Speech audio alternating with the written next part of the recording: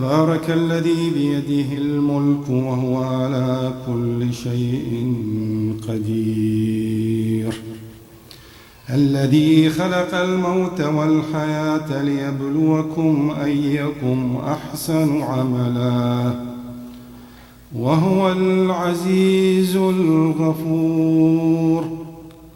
الذي خلق 7 سماوات طباقا ما ترى في خلق الرحمن من تفاوت فارجع البصر هل ترى من فطور ثم ارجع البصر كرتين ينقلب إليك البصر خاسئا وهو حسير، ولقد زينا السماء الدنيا بمصابيح وجعلناها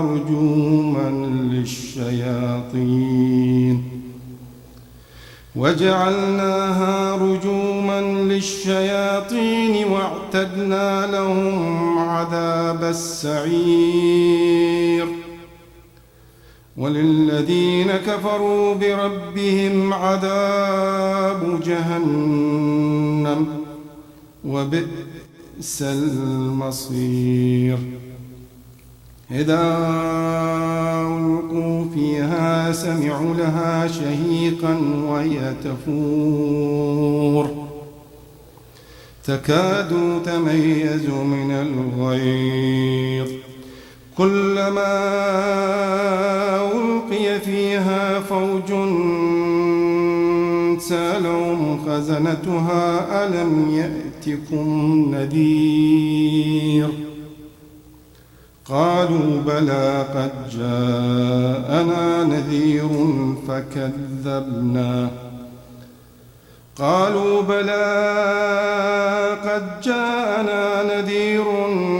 فكذبنا وقلنا ما أنزل الله من شيء إن أنتم إلا في ضلال كبير، قالوا لو كنا نسمع أو نعقل ما كنا في أصحاب السعير، فاعترفوا بذنبهم فسحقا لأصحاب السعير.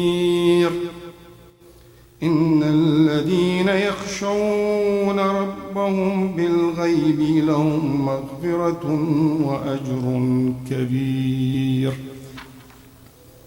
وأسروا قولكم أو واجهروا به إنه عليم بذات الصدور، ألا يعلم من خلق وهو اللطيف الخبير. هو الذي جعل لكم الأرض ذلولا فامشوا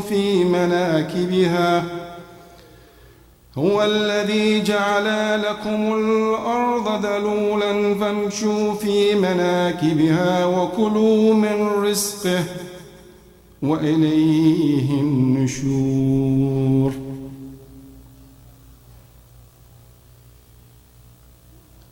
أأمنتم من في السماء أن يخسف بكم الأرض فإذا هي تمور، أم آمنتم من في السماء أن يرسل عليكم حاصبا،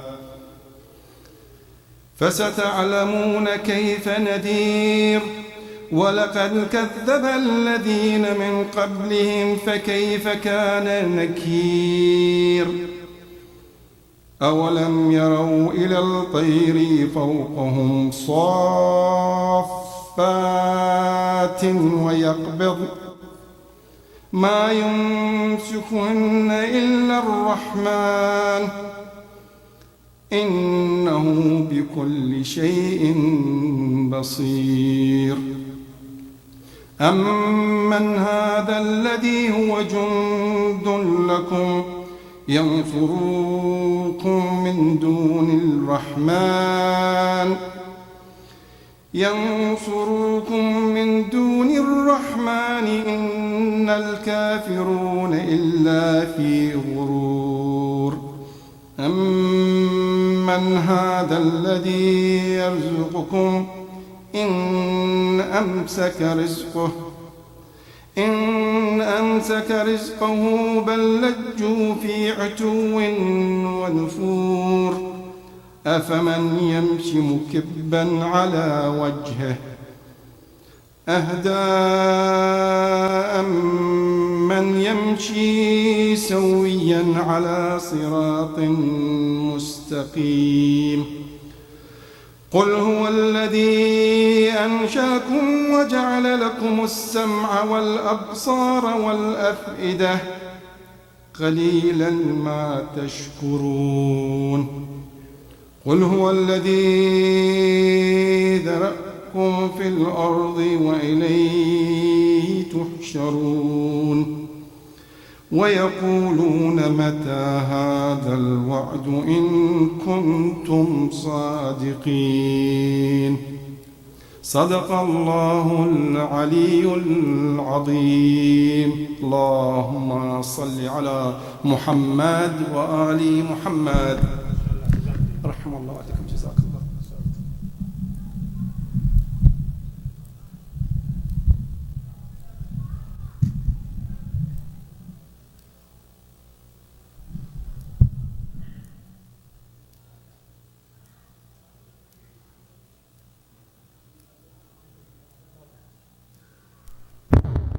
Assalamu alaikum. We'd like to start the English Majlis now. I'd like to request those that are in the middle hall to kindly make their way in so we can start the program. Salatul Muhammad wa ali Muhammad. Allahumma salli ala Muhammad wa ali Muhammad. I'd like to request Brother Zohair to come up and read Hadith Kisa.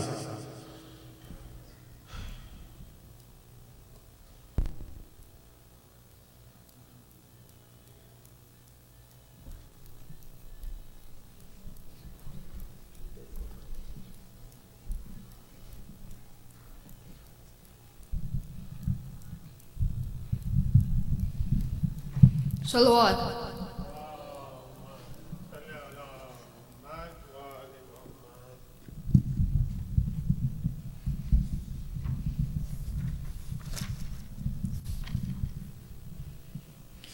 Bismillahir Rahmanir Rahim.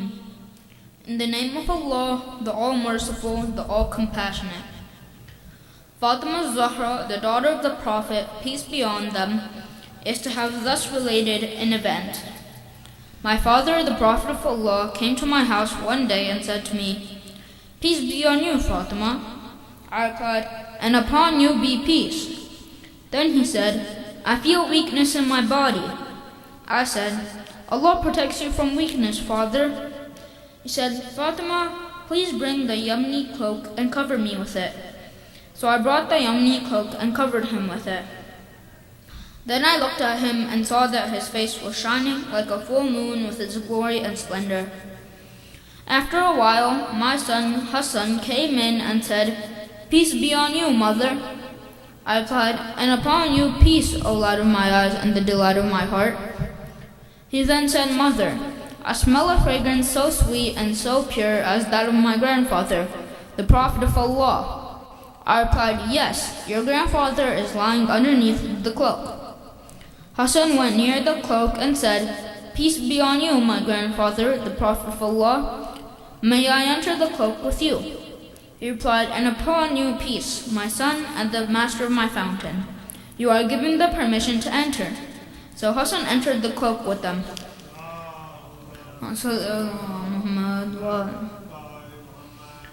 After a while, my son Hussein came in and said, "Peace be on you, mother." I replied, "And upon you peace, O light of my eyes and the delight of my heart." He then said, "Mother, I smell a sweet fragrance like that of my grandfather, the Prophet of Allah."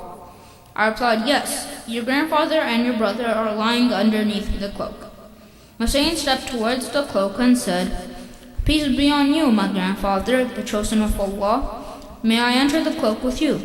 He replied, "And upon you peace, my son and the interceder of my followers. You are given the permission to enter." So Hussein entered the cloak with them. Ma salli ala Muhammad wa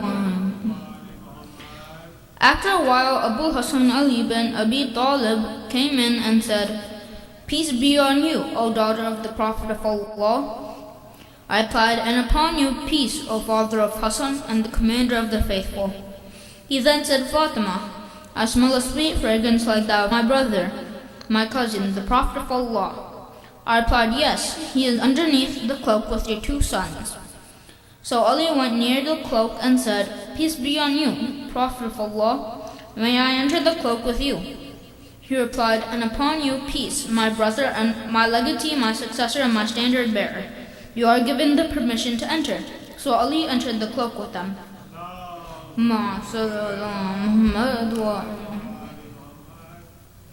Then I stepped forward and said, "Peace be on you, my father, O Prophet of Allah. May I enter the cloak with you?" He replied, "And upon your peace, my daughter, O part of myself, you are given the permission to enter." So I entered the cloak with them.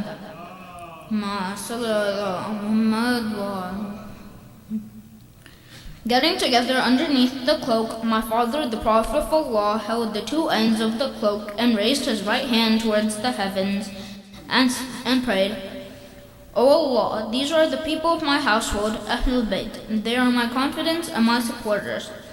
Their flesh is my flesh, and their blood is my blood. Whoever hurts them hurts me too. Whoever displeases them displeases me too. I am at war with those at war with them. I am at peace with those at peace with them. I am the enemy of their enemies, and I am the friend of their friends. They are from me, and I am from them. O Allah, bestow your blessings, benevolence, forgiveness, and your pleasure upon me and upon them, and remove impurity from them and keep them thoroughly pure."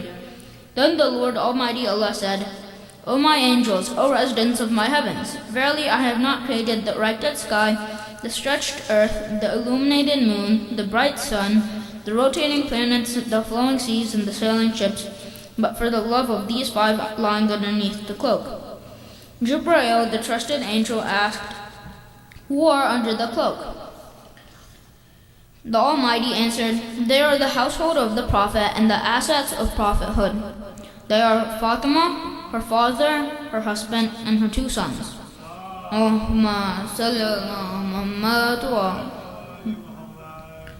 Jibreel said, "O Lord, may I fly to earth to be the 6th of them?"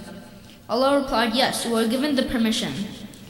Jibreel, the trusted, landed near them and said, "Peace be on you, O Prophet of Allah. The All-Highest conveys his peace on you and his greetings and says, By my honor and glory, O my angels, O residents of my heavens, verily I have not created the erected sky, the stretched earth, the illuminated moon, the bright sun, the rotating planets, the flowing seas, and the sailing ships, but for your sake and love.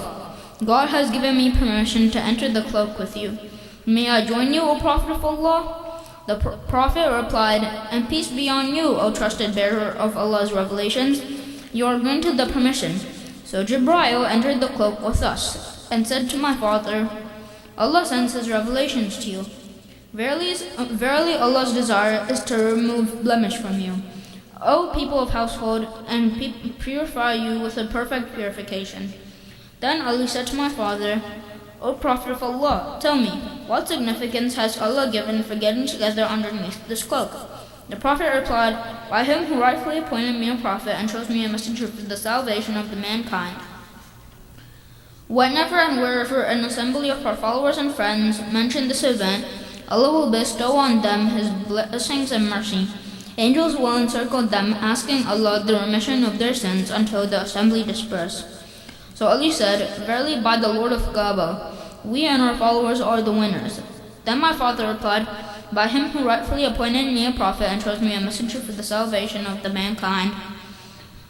Whenever and wherever an assembly of our followers and friends mention this event, there shall remain none grieved, but Allah will remove his grief.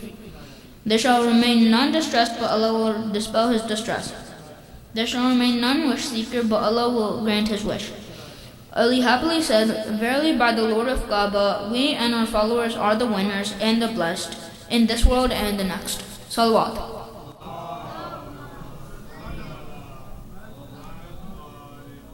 MashaAllah, Zuhair, good job. Now I'd like to request Brother Shabir to come up and read a short salam. Salawat for Muhammad wa ali Muhammad. Allahumma salli ala Muhammad wa ali Muhammad. Another salawat.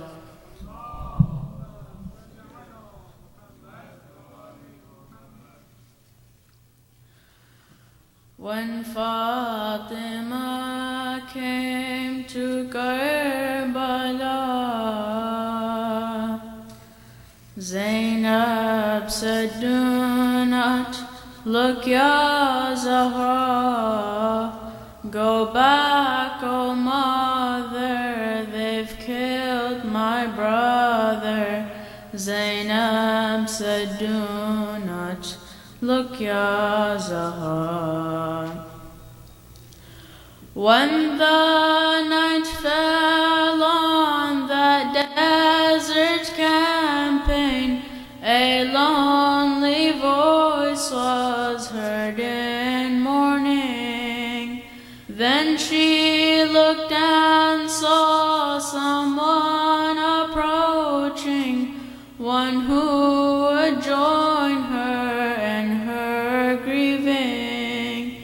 She had come to see her progeny and what had become of their destiny. But she could not let her to go closer.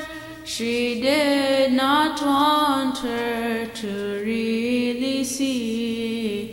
I do not want you to go further. You will only see pain and horror. Body with no head, 72 dead. Zainab said, "Do not look, Ya Zahra." When Fatima came to Karbala, Zainab said, "Do not look, Ya Zahra. Go back, O mother, they've killed my brother." Zainab said, "Do not look, Ya Zahra." Before you were born, my loving daughter, I was shown this by your grandfather. He told me what was to befall my son and how it would be a tragedy. My brother told me of this day as well. I knew what was to become of me. But even then I could not stand witness when I saw Shimmer walking to him. My mother, you cannot bear to see what they did to his broken body. Arrow in his heart, liver ripped apart. Zainab said, "Do not look, Ya Zahra." When Fatima came to Karbala, Zainab said, "Do not look, Ya Zahra. Go back, O mother, they've killed my brother."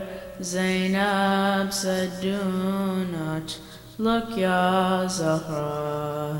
Salawat.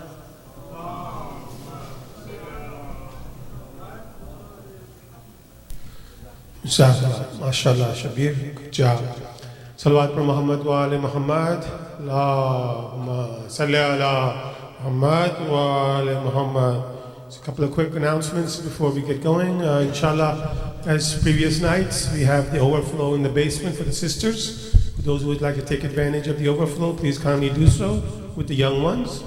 Please kindly put your cell phones on silent so we don't disturb the majlis. And please kindly move forward as much as possible so we have proper majlis etiquette and they'll have some room for those who come a little bit later.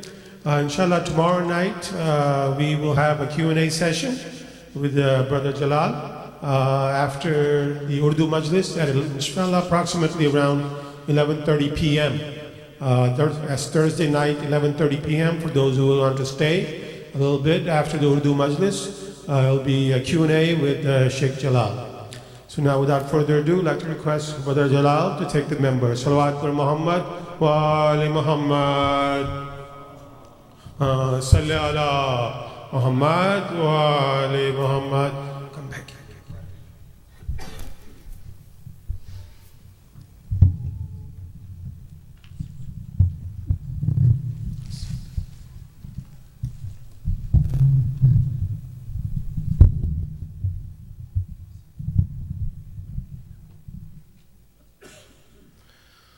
أعوذ بالله من الشيطان الرجيم بسم الله الرحمن الرحيم والصلاة والسلام على سيدنا ونبينا وحبيب قلوبنا أبي القاسم المصطفى محمد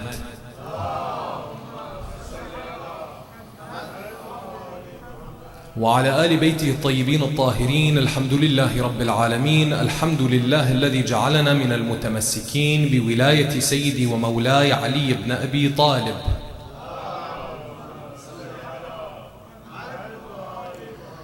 والحمد لله الذي هدانا لهذا وما كنا لنهتدي لولا أن هدانا الله.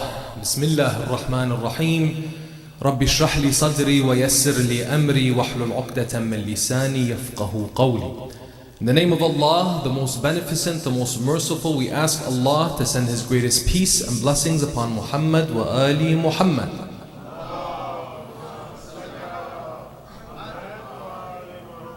We praise Allah for all the blessings He has given us, and the greatest blessing being that He allowed us to be of the ones who remain steadfast, dedicated and loyal on the path of our master after the Prophet, the commander of the faithful, the prince of the believers, the protector of the Prophet and his message, Al-Imam Ali ibn Abi Talib alayhi salam.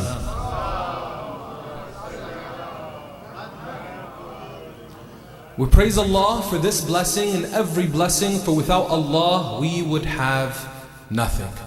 Assalamu alaikum, my dear respected elders, my dear respected brothers, my dear respected sisters, wa rahmatullahi wa barakatuh.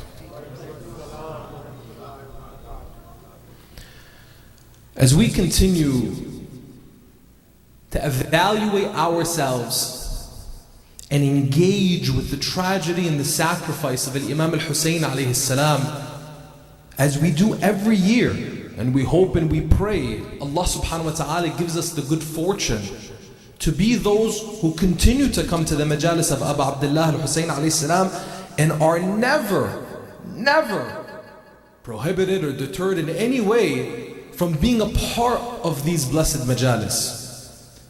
As we come in these nights, now upon us being night 7, when we're reflecting and engaging, asking Allah subhanahu wa ta'ala, Ya Allah, by the right of Imam al-Hussein alayhi salam and his blessed sons, his children, his companions that gave everything on the day of Ashura, Ya Allah, open my heart, open my mind, allow me to activate within me that best and highest version of myself so that I can fulfill the reality, the fate, the destiny that you wish for me, which is my own perfection, which is my own excellence, which is my closeness to you, Ya Allah. That is the journey that we're going on, regardless of how old or young we are. The majalis of the Imam al-Hussein alayhi salam continue to move us until our very last breath. So we continue in these nights, asking key questions, answering them and reflecting further on them.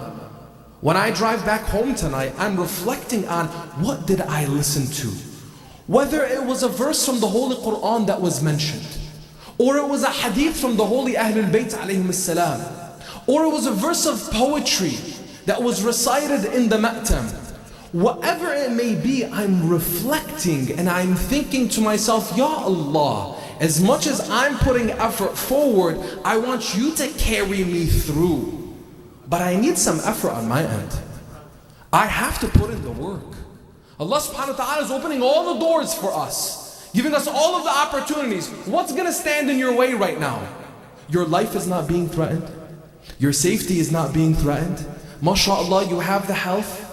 And for those of us who may be suffering in the audience or our family members, we ask Allah by the right of Marid Karbala and Imam Zayn al-Abidin alayhi salam to cure them, Ya Allah, so that they can continue to engage. Because I tell you, my dear brothers and sisters, I know you know some people, I know some people that can't participate in the majalis like they used to because of their health. Let's not take that for granted. A few days ago, I saw a video which I reposted online of a young man who was not able to pound his chest in the ma'tam because his arms were amputated. He had no arms. So there was a brother next to him, lightly, softly pounding his chest for him as they were reciting the Latmiya, as they were reciting the Ma'tam Dari, as they're reciting, and his head is just down. Imagine, my dear brothers and my dear sisters, how the simplest thing of just taking your own hand and just gently pounding it on your chest to remember Abu Abdullah al-Hussein. Some people can. So even tonight, just the ability to pound your chest, don't take that for granted. The ability to shed your tears, Allah subhanahu wa ta'ala allows for our hearts to be moved by the tragedy of Imam al-Hussein alayhi salam. Don't take that lightly, don't take that for granted.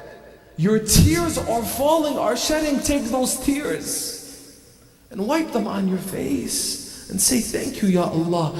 Thank you for this blessing of being able to cry over Abu Abdullah. How many people don't have the honor and privilege of crying over Imam al-Hussein? Maybe they don't know his story yet. Maybe their hearts have not opened yet. Maybe they have not been able to attend these majalis yet. But you and I, we have a role to play. And that's what we want to reflect on tonight. What is our role? And who am I on this earth, in this life that Allah subhanahu wa ta'ala has created for us? Who am I and what's my role? Tonight, my dear brothers and sisters, let's reflect about that. Allah subhanahu wa ta'ala created us, created the humans, created the ins, the jinn, so that they may worship Allah subhanahu wa ta'ala. First and foremost, for those who have a faith-based paradigm, you're looking at your life, you're looking at the world, Allah subhanahu wa ta'ala created it. He's made me for a purpose that's higher than just the job that I'm working, the career that I'm chasing, the house that I'm building, the car that I'm driving, even my own family. Yes, we may look at our children, we're proud, this is my son, this is my daughter. But it's more than that. It's more than the thing that's just attached to you because it's you.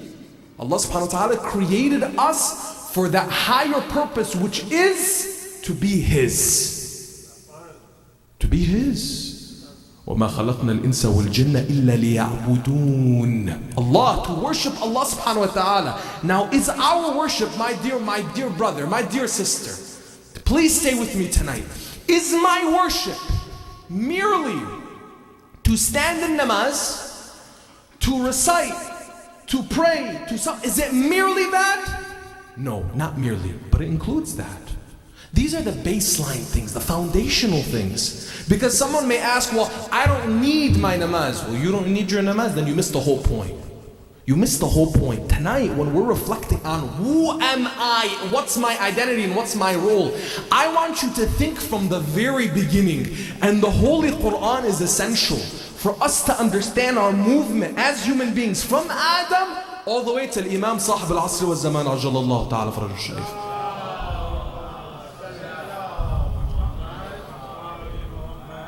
When your father, Adam, our father, our forefather, Adam, when Allah subhanahu wa ta'ala created him,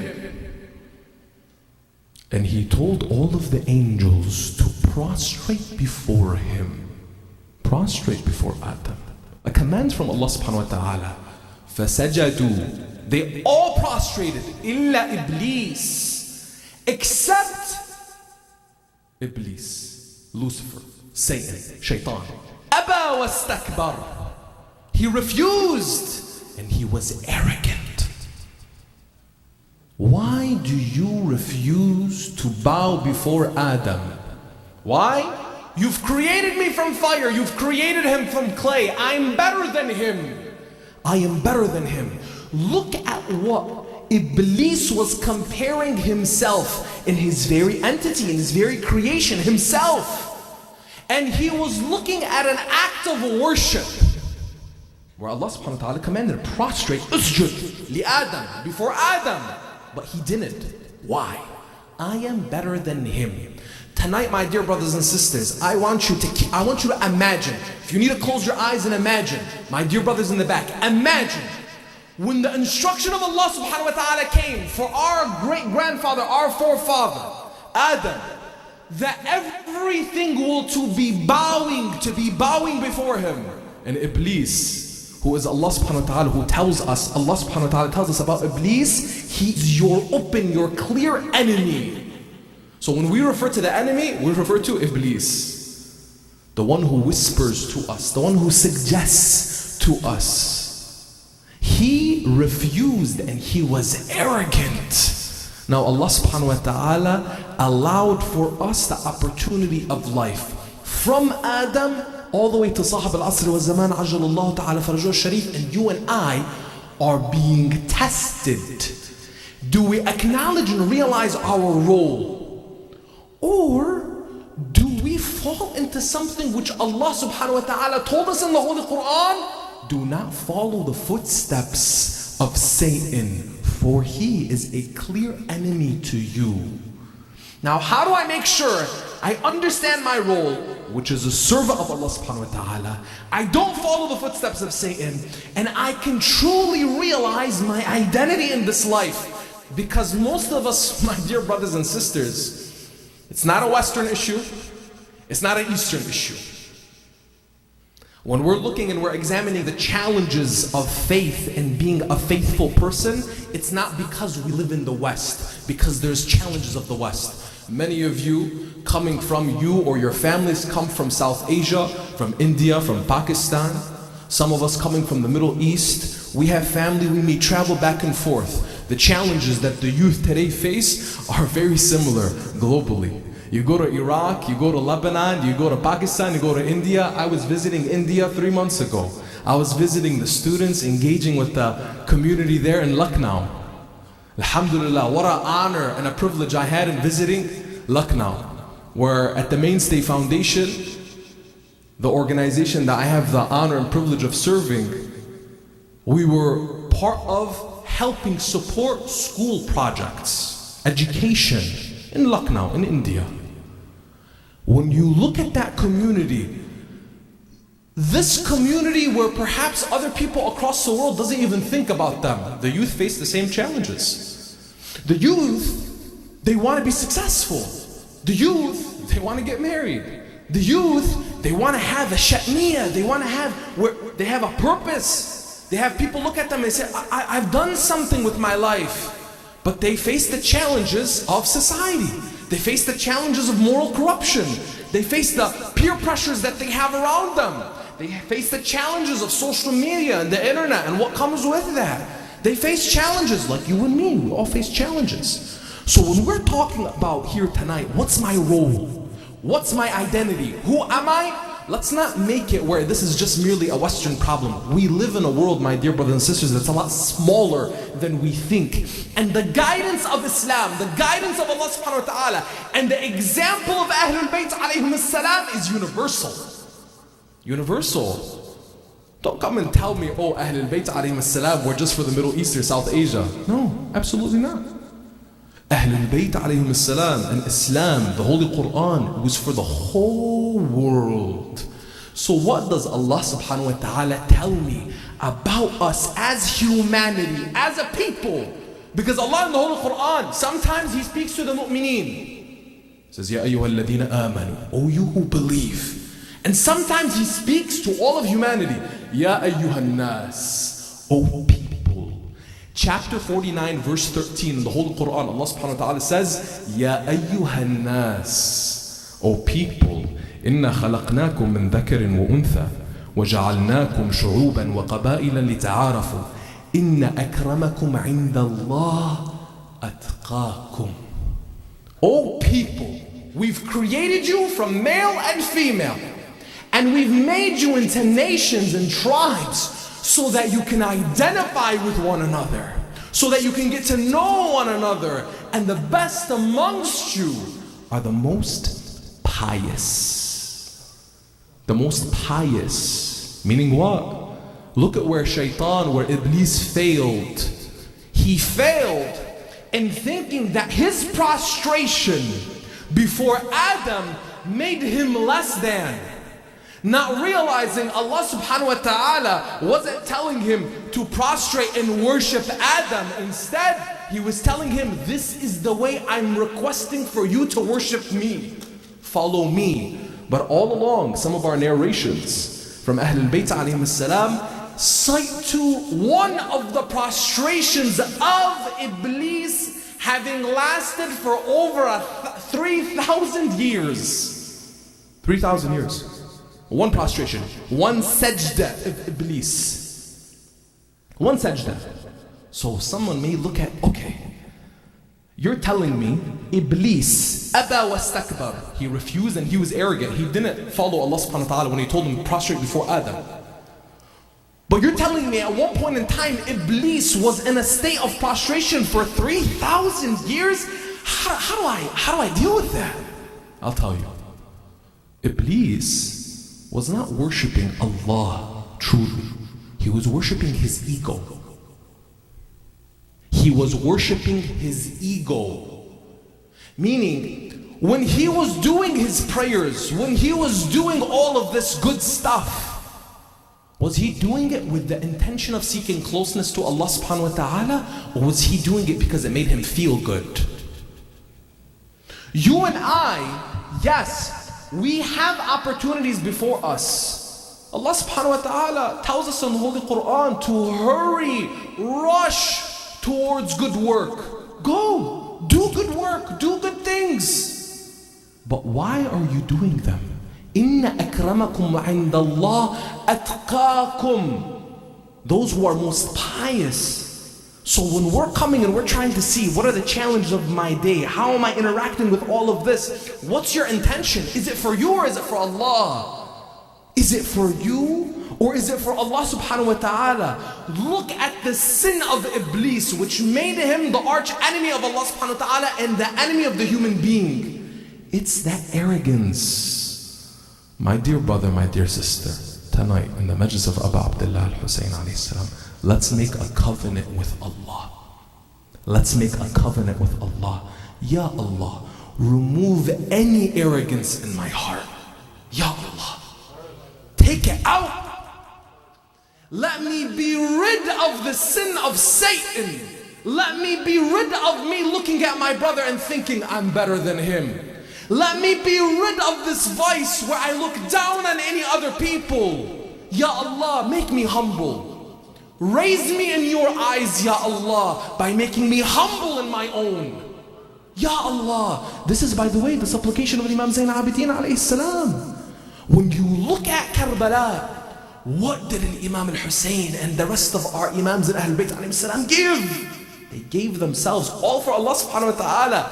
Never was there a point in time where Ahlul Bayt alayhi salam were looking at themselves, oh, I am better. Even though they were the best.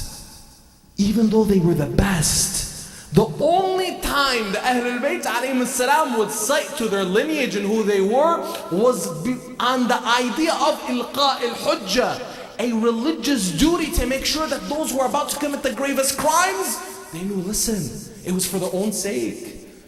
Imam al-Husayn alayhi salam on the day of Ashura, when he was telling them, هذه عمامة من? Who is this turban for? هذا سيف من? Who is this sword for? Who is this robe for? Who am I? Remember who am I? And don't shed my blood and have my blood on your hands. Was the Imam trying to show, oh, I am better than? No. The Imam was telling them, I am the grandson of your Prophet. You're about to commit the greatest mistake of your lives. Don't do it. Subhanallah, even when the Imam sings his own virtues, it is out of the mercy and forgiveness in his heart so that other people are given the proof of Allah subhanahu wa ta'ala. Don't make this mistake. Don't do it. So you and I, my dear brothers and sisters, when we're looking at ourselves, I can't imagine me gaining closeness to Allah subhanahu wa ta'ala if I look at the person on my right and I look at the person on my left and I think, I'm better than him. I'm better than him. I'm better than her. I deserve it. I need to be treated with respect. Why is this person getting treated with respect? Why is this person being given an opportunity? Why is this person instead of me? No, you're missing the whole point. Allah subhanahu wa ta'ala, look at the diversity that Allah has mandated in His creation. And I'm not just talking, by the way, as looking at someone being from Pakistan, someone being from India, someone being from Iraq, from Iran, from Lebanon, from America, from Canada, from Australia. No, that, by the way, is one form. One form in today's modern world, one form of diversity, one's nationality, one's ethnicity. And that dates back all the way to the time of the Prophet and even before. That looking at Arabs and non-Arabs, the Persians, the Byzantines, and all of these different things. But that's not the only thing that shu'uban wa qaba'il. It's not just the nations, it's also the tribes. So you and I, depending on where we're coming from, where our families are coming from, our tribes, our families. My family is not better than the next family just because it's mine. And your family is not better than the next family just because you have wealth. Who gave you that wealth? Who gave you that nobility? Who gave you that fame? Who gave you? Do you have anything without Allah subhanahu wa ta'ala? Even the prostration of Iblis. Oh Iblis, you're refusing Allah. And He's the one who gave you the ability to refuse. Look at that. Imam Zain al-Abidin alayhi salam tells us in one of his supplications, Ya Allah, you've given me the ability to turn to you. How can I sin against you when you've given me the things that I want to sin with? Imagine that. So you and I, my dear brothers and sisters, when we're looking at what's my role, what's my identity, it has to start with humbleness and humility. I can't expect to build a successful life if on the very foundation of it, it's not built properly. The young people in the audience especially, my young men, my young ladies, you may be one who, yes, you're trying to encourage yourself, motivate yourself, inspire yourself. I can, I will. Oh, great, excellent, beautiful. But I can does not come truly without that connection to the divine. The meaning of our lives, my dear brothers and sisters, is Inna akramakum indallah atqakum, that the best amongst us, the people that are going to be the most successful, the people that made it, are the ones who are pious. Meaning what? What's pious mean? Pious. It means to be conscious of Allah subhanahu wa ta'ala. Everything that I do, I'm aware of what does Allah want from me. Imagine living your life's purpose, walking with that in your heart and in your mind. I go in and I know Allah subhanahu wa ta'ala wants this from me. One of the mujtahideen, the fuqaha, the fudala in the holy city of Najaf, that we had the opportunity to, whenever we take groups of people to connect to the holy city of Najaf. When we go for ziyarah and we take mu'mineen from here in the United States, when we take them with us at the Mainstay Foundation, we don't only take them because, yes, ziyarah is mustahab, and yes, ziyarat al-Imam al-Hussein alayhi salam is worth 70 and 100 and 1,000 Hajj and Umrah as narrated by our Imams. Not only that, but for the very practical reality of we need to be connected to our religious leadership. Our marji'iyya, our religious authority, is connected to us. Their doors are always open. It's up to us whether we want to go through those doors or not. So whenever we take mu'mineen with us from the United States, from the UK, from Canada, to the Holy Lands, we try as much as possible, let's connect with the ulama. Let's connect with the ayatullahs. Let's visit them. One of the ayatullahs, Sheikh Baqir al-Ayrawani, he gave a beautiful piece of advice that I wanted to share with you all tonight. And when you're looking at your purpose and your role in this world and connecting to Allah subhanahu wa ta'ala, yes, there's supplications of Ahlul Bayt alayhim salam that are beautiful and eloquent. Many of the supplications that you all recite here in Idara. On Thursday night, Dua Kumail. During the month of Ramadan, Dua al-Iftitah, Dua Abi Hamza al-Thumani, Dua al-Tawassul. Beautiful supplications. Keep reading them, he said. Keep reciting them, he said. But he said, don't forget to speak to Allah often. We asked him, Sheikh, now, what do you mean? He said, whenever you move, you sit, you stand, the first person you speak to, don't have a moment of silence. Speak to Allah. Give us more. What do you mean? He says, when you get up, say, Ya Allah, give me strength. When you go into your car and you're about to drive somewhere, Ya Allah, guide me and protect me. When you're trying to go and achieve anything, Ya Allah, take me by your hand to the destination that you want me to go to. Speak to Allah. Yes, Allah is closer to you than your jugular vein. He hears you. Just speak to Him. Converse with Allah. He wants to hear you. Allah subhanahu wa ta'ala loves the voice of His servant. Speak to Him. Why do you prohibit yourself from the blessing of speaking to Allah subhanahu wa ta'ala? You may say, oh, I recite my namaz. God bless you. That's the foundation. That's just the beginning. Why are you making that transaction with Allah only 5 times a day and get to speak to Him? No, speak to Him often. Ya Allah. Right now, in your heart, right now, Ya Allah, open my heart. Speak to Him. Every moment of the day, speak to Him. And let Allah speak to you. Now you mean, Hajj, what do you mean let Allah speak to you? This is where the reflection comes in. This is where when we look at the signs of Allah, ayat, all the signs of Allah. Allah subhanahu wa ta'ala tells us in Surah Al-Rahman, which of the signs of your Lord will you deny? You look at the ocean, you look at the sky, you look at the moon, you look at the sun, you look at the trees, you look at all of this mercy from Allah subhanahu wa ta'ala. Allah is not speaking to us.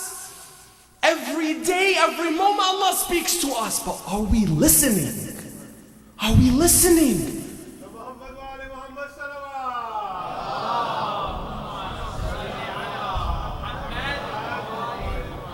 So when I'm asking myself, the young man who wants to become a doctor, the young lady who wants to become a lawyer, the person who is trying to build their business, and more importantly, the young men and women who are trying to be good husbands and good wives, the young men and women who are trying to build good families. When we're looking at this, you may ask yourself, what's my role? Who am I? It's a beautiful question to ask. You say, Hajj, am I lost? No, you're not. No, you're not. You're not lost. You're just trying to reaffirm to yourself something that was born within you. You are a servant of Allah. The greatest honor of our lives, my dear brothers and sisters, and I'm speaking to you humbly, a brother amongst brothers, saying it's not the education, it's not the diploma, which we have many, it's not the businesses, which we have many, it's not the accolades, which we have many, it's not about the money in the bank, which we have much of. Our community is one of the most successful, wealthy, accomplished communities in this nation. But it's not about that. It's about you and I, our willingness to give it all for Allah subhanahu wa ta'ala.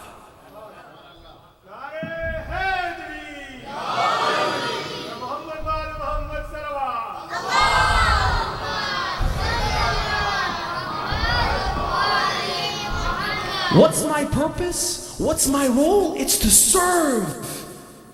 It's to serve Allah subhanahu wa ta'ala and the community of Allah subhanahu wa ta'ala, the community of my Imam, which we are building together. What's my purpose? It's my ability to be aware of, in all of our diversity, in all of our backgrounds, all of the experiences that we come from. It was that young man that came from Pakistan, from Karachi. It was that young man that came from Hyderabad. It was that young man that is being raised now in Maryland. It is that young man, that young woman that is being raised here in the United States of America. They will lead the way because they have in their heart a faith and a commitment to Allah subhanahu wa ta'ala, that even in the most turbulent times, they know Allah subhanahu wa ta'ala has never left us and He never will. It's that faith in our hearts. You want to become a doctor? Great, become a doctor. You want to become a lawyer? Great, become a lawyer. But that's not what we're looking for only. We're looking for people that are going to give all of themselves to raise these children, to lead the way, to raise the next generation, so that we can see what did we learn from the sacrifices of our elders, the giants upon whose shoulders we stand. We don't take your sacrifice for granted. Our fathers, our grandfathers, we kiss your hands for leading the way. Our job now is to do what? To take the comfort that we're in and not create more comfort, but instead to raise the bar.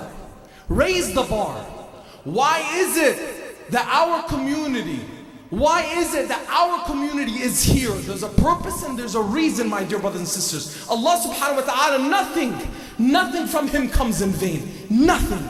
When we are being guided by the verses of Allah subhanahu wa ta'ala, إِنَّ أَكْرَمَكُمْ عِنْدَ اللَّهِ أَتْقَاكُمْ, that means you and I, we will see our success, we will see our good fortune by being believers and faithful as we are. And we will see the day, inshaAllah, from that boy that came from Karachi, from that young lady that came from Hyderabad, Islamabad, from those young men and women that came and built a life here, to raise these young men and women here in Maryland, here in the DMV, here in the United States of America. We will see our young men and women leading the way, not just for our community, but for our society. Why and how?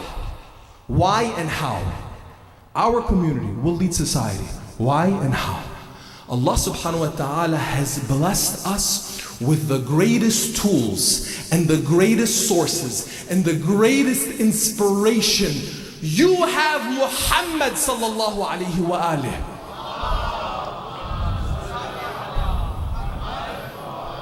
You have a man who came from within a society that before he even proclaimed any leadership or any message or any guidance, people looked at him as a Sadiq al-Amin, the truthful, the honest, the trustworthy. You and I, we will lead through our virtue. You and I, we will lead through that mercy to mankind. We come from that. You and I come from that man, the commander of the faithful, the prince of the believers, the protector of the Prophet and his message, Ali ibn Abi Talib, Asadullah al-Ghalib. You and I come from that man who said to each and every one of you, أَتَحْسَبُ أَنَّكَ جُرْمٌ صَغِيرٌ? You think you're insignificant? You think you're small? You think you're nothing? How? أتحسب أنك جرم صغير وفيك انطوى العالم الأكبر. How could you think you're small, you're insignificant, you're nothing, when within you is enfolded the entire universe? Each and every man and woman today, our inspiration doesn't come from just any politician or any leader or any person. God bless all of humanity. You and I, our inspiration comes from the best of the best. And we know when Amir al-Mu'mineen Ali ibn Abi Talib spoke to me, it lives with his grandson, the holy awaited Imam, the one whom we await. And when we mention his name, we place our hand on his head, Al-Imam al-Hujjat al-Mahdi al-Muntadhar.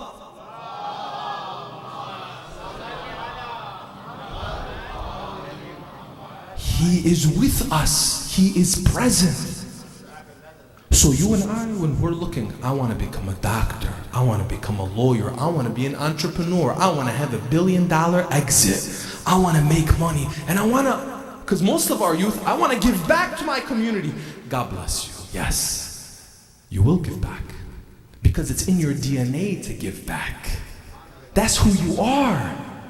But I don't want you to pat yourself on the back and say, oh, I did a good job by giving back. Whatever you have, give it. Don't wait for the $1 billion exit. Don't wait until you become mayor of the city. Don't wait until you become governor. Don't wait until you become a person who is in this position or that position. Whatever it may be, whatever you have right now, give even if it is little. Imam Ali alayhi salam, he says, give even if it is little, because what's less than the little that you have is nothing at all. So you and I were chasing, we're moving, let's go, we're inspired. We have big, hairy, audacious goals that we're chasing and we're going for. But you have so much already. Well, I haven't accomplished yet. I'm still waiting until I get to this. No, stop waiting. What do I do now? Because my dear brothers and sisters, the ultimate reality is, I don't have a guarantee of the future. I only have now.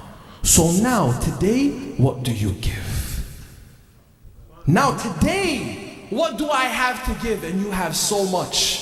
وَتَحْسَبُ أَنَّكَ جُرْمٌ صَغِيرٌ وَفِيكَ انطَوَى الْعَالَمُ الْأَكْبَرُ. You think you're small while within you lies the greater universe. Within you is your illness, and within you is your cure. And you would not need anything outside of you if only you would reflect. That's the continuation of the hadith from Imam Ali alayhi salam. Telling us what? Telling us what? Our scholars, when they interpret this hadith, which is attributed to Imam Ali alayhi salam, they tell us that just this is the expression of the potential of the human being.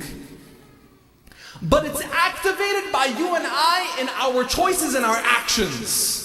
So yes, it may sound good, but it'll only just stay sounding good until you and I take action. You and I do something about it. I have $10 in my pocket. Give from it. $1. I have 1 hour in the week that I have free time. Of that hour, give from it. Help somebody. I don't have this, I don't have that. What do you have? Allah subhanahu wa ta'ala is saying, Inna akramakum indallah atqakum. With all of the diversity that exists in the world, all of this, the nations, the tribes, the different people, the different perspectives, the different experiences. God bless humanity, God bless everybody. But what do you have? Yesterday we talked about it. Stop looking at what this person is doing or what that person is doing. Look at what am I doing? And we need to make sure, as a community, and I'm speaking now especially to the young parents in the audience, when we're trying to raise our children, and I'm speaking with you as I'm raising my children. I have small children just like you. When we're raising our children, it's not about what we tell them to do. Baba, be pious. Baba, pray. Baba, fear Allah subhanahu wa ta'ala. They're watching us. If we just do the thing, your child sees you as someone who is kind. Your child sees you in a situation where you could get angry and you could get tense. You're still calm, you're still cool, you're still collected. Your child sees you at the time of prayer, you drop whatever important thing you have and you do it. Oh, get up, stop playing, get up and pray. But I saw you the other day, you were working and you didn't stop and pray. You were working, you didn't stop and pray. Our children, my dear brothers and sisters, they watch, they see. You and I, the challenge for us as men, as women, is to do that, to live. Inna akramakum indallah atqakum. So that when the command from Allah subhanahu wa ta'ala comes to us, we drop everything and we do it. The namaz is one example of that. A blessing from Allah. Some of us may look at our namaz and we say it's a burden, it's an obligation. No, it's a blessing from Allah subhanahu wa ta'ala to reorient and redirect myself. We're busy, chasing. Just stop for 2 minutes and remember why you're here. Inna lillahi wa inna ilayhi raji'un is recited in our funerals. We need to recite it in our birthdays. We need to recite it in our celebrations. We need to recite it every single day when we come home and we leave our houses. Inna lillahi wa inna ilayhi raji'un is not just a verse of death, it's a verse of life. Our purpose. Inna lillah. We belong to Allah. And to Him we return. My role, my purpose here, my dear brother, my dear sister, just like Ahlul Bayt and their companions, was to do what? Yes. أعمل لدنياك كأنك تعيش أبدا وأعمل لآخرتك كأنك تموت غدا. Do for this life, work for this life, as if you'll live forever. But do for the next life, as if you'll die tomorrow. What was that? That was creating for the human being, for the mu'min, for the believer, as Imam Ali alayhi salam commanded, an ultimate recipe of success, an ultimate balance for us. Yes, be someone who provides, be someone who contributes, be someone who does, but realize the urgency of your ultimate destination, which is the akhirah. So even when I'm building my business, every step of my business is built with Bismillah. Even when I'm writing for my career, I'm educating myself, I'm building my career and my job, every step of that is with appreciation and gratitude. Alhamdulillah. Even when I'm raising my kids and it's getting difficult and it's tough, it's challenging, with all of the societal pressures which come from the West and come from the East, I say, Ya Allah, upon you I rely. My tawakkul is on you, Ya Allah. That's how I take. I'm building, I'm working, I'm making it happen, but I don't have my eyes off of the ultimate destination. My dear brothers and sisters, and what an example of a young man who shows us keeping your eyes on the ultimate destination. I'm not gonna lie, my dear brothers and sisters, I'm delaying right now speaking about Ali al-Akbar. It's hard to speak about Ali al-Akbar. How do you speak about a young man who, when he would ride with his father, Imam al-Hussein alayhi salam, towards Karbala, and Imam al-Hussein alayhi salam would slow down and say, La hawla wa la quwwata illa billah. Ali al-Akbar would look at his father and say, Abba ya Hussein. He saw the grief in Imam Hussein's presence. Abba ya Hussein. Father, O Hussein. Are we not on the path of truth? Imam Hussein tells him, of course, my son. Ali al-Akbar smiles his beautiful smile like the smile of Rasulullah, gives reassurance to his father, Imam al-Hussein alayhi salam, and tells him, then father, we have nothing to worry about. We're on the path. We're on the path to Allah, are we not? Can you imagine the grief? And Imam al-Hussein alayhi salam is just thinking, I'm going to lose you, Ya Ali. This is where I will lose you.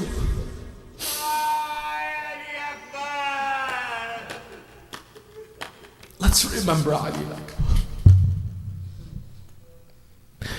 If I tell you this tale of sorrow,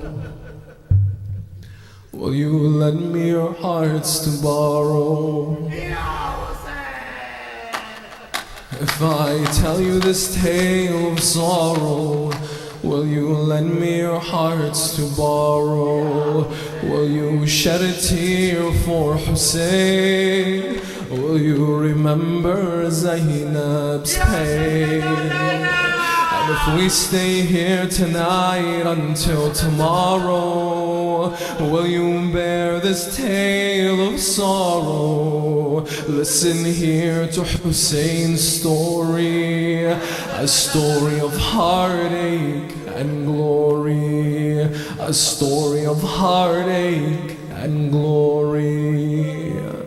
On the day of Ashura, in the land of Karbala, when Imam al-Hussein had saw all of his companions, all of his friends give their lives on the sands of Karbala, their lifeless bodies laying in the sand, Imam al-Hussein calls upon them, Habib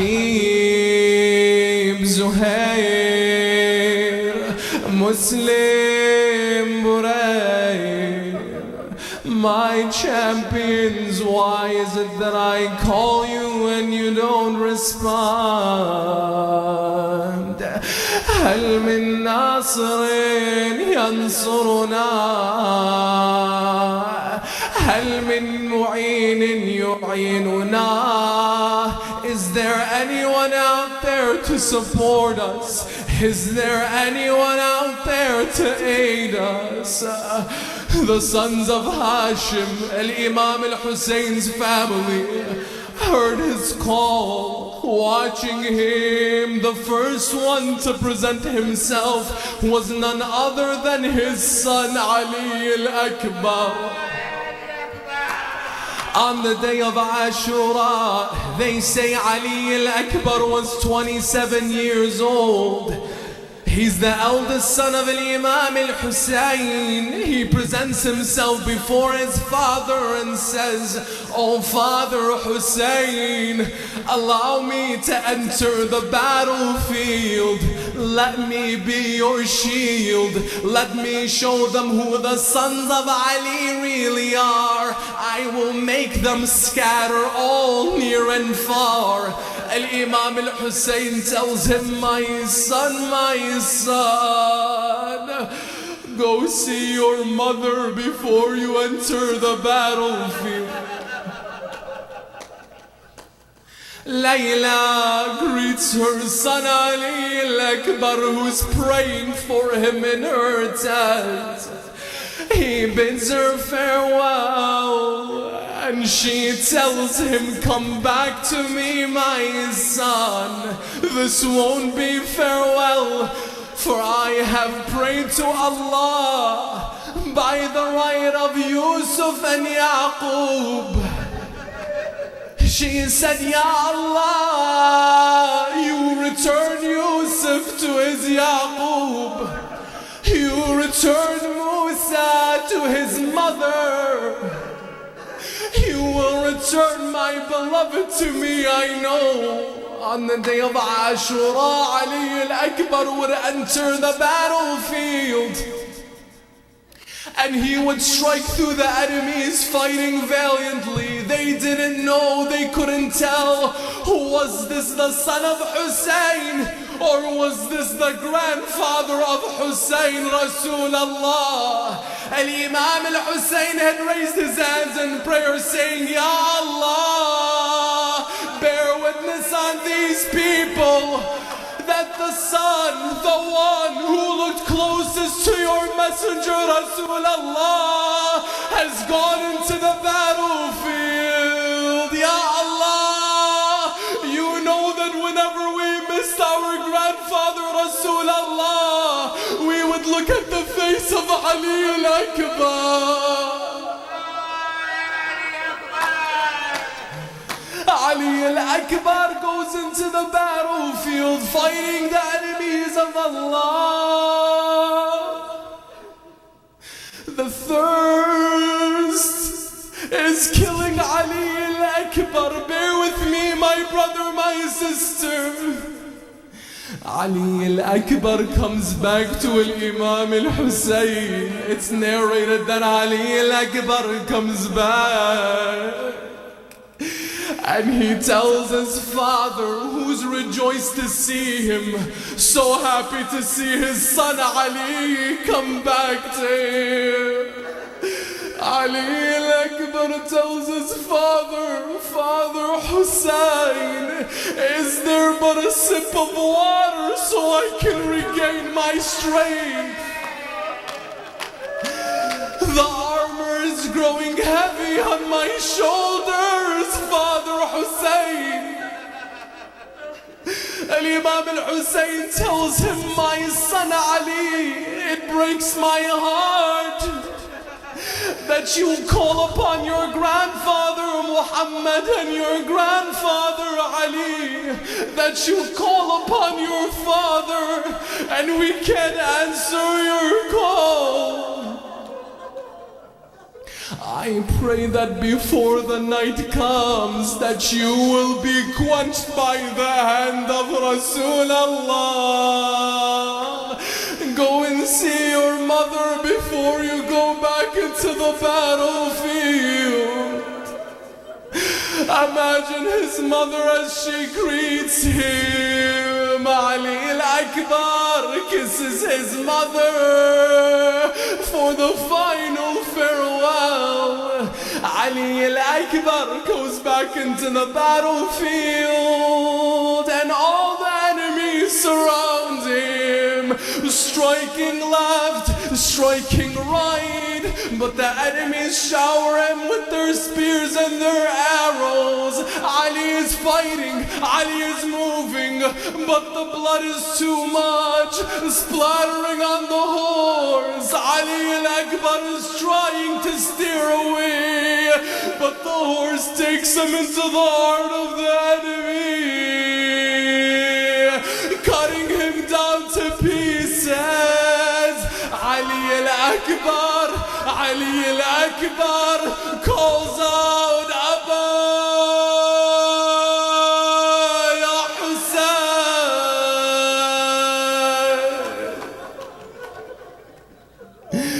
Al-Imam al-Hussein rushes into the battlefield.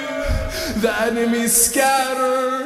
He finds his son Ali in his last breath. Al-Imam al-Hussein holds him. Ali al-Akbar, forgive me my brother, my sister, this breaks the heart. Ali al-Akbar tells him, Father Hussein, I see my grandfather Rasulullah extending his hand to me, telling me, come back to me, my son.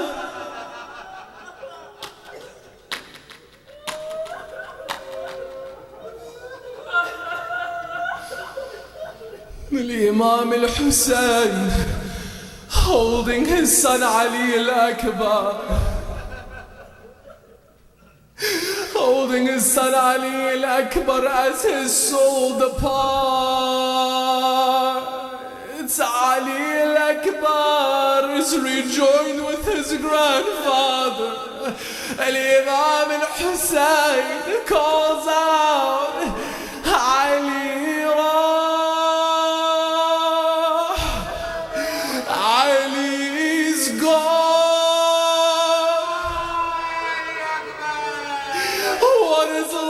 without you now, Ya Ali, Ali's gone.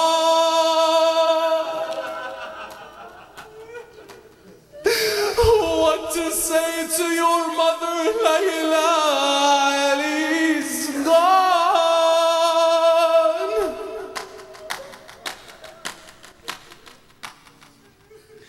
Al-Imam al-Hussein alayhi salam. Imagine, my dear brothers and sisters, the grief of Layla, the grief of his mother, when she is presented with the body of Ali al-Akbar. What would she lament? What would she say? Ali's gone. Ali's gone.